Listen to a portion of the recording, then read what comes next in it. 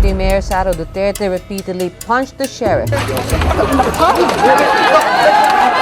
Bong ng Pagbabago o HNP, ang regional political party na binuo ni Mayor Sara Duterte. Congratulations and all the best, Madam Vice President. Impeachment complaint against Vice President Sara Z. Duterte. Some 1.5 million supporters of Philippine Vice President Sara Duterte rallied in the capital, Manila. Sa paglapit ng 2025, umiinit na naman ang politika sa Pilipinas.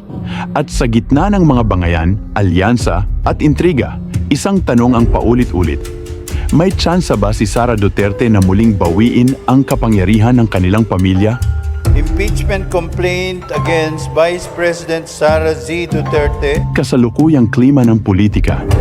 Matapos ang pagbagsak ng alyansa ng mga Marcos at Duterte, ang gobyerno ay nahahati sa dalawang malalaking kampo. At ang tensyon, lantaran na. Si Vice President Sara Duterte ay naharap sa impeachment, inakusahan ng maling paggamit ng pondo at umano'y sa buwatan para pabagsakin si Pangulong Marcos Jr. Bagamat ito'y mariin niyang tinanggihan, ang pinsala sa kanyang imahe ay hindi maikakaila.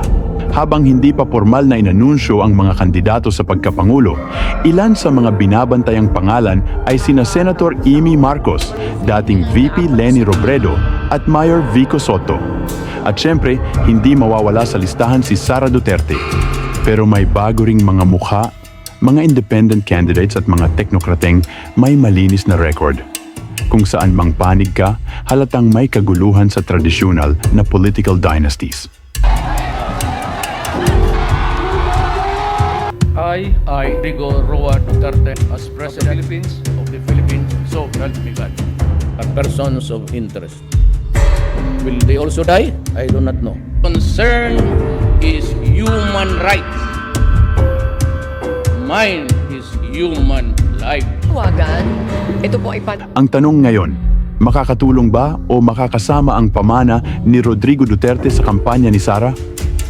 Sa isang banda, malakas pa rin ang suporta ng kanyang ama sa Mindanao at sa mga naniniwala sa strongman leadership. Ngunit sa kabilang banda, ang mga kontrobersya ng drug war at karapatang pantao ay patuloy na ibinabato sa kanila. Para kay Sara, ang hamon ay kung paano niya magagamit ang pangalan Duterte nang hindi kinaladkad ng mga anino ng nakaraan.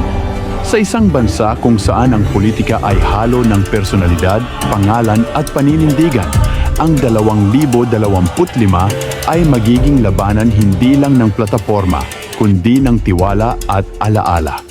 Sino sa tingin mo ang may pinakamalaking tsansa sa 2025? I-comment ang opinion mo at huwag kalimutang i-like, share at mag-subscribe.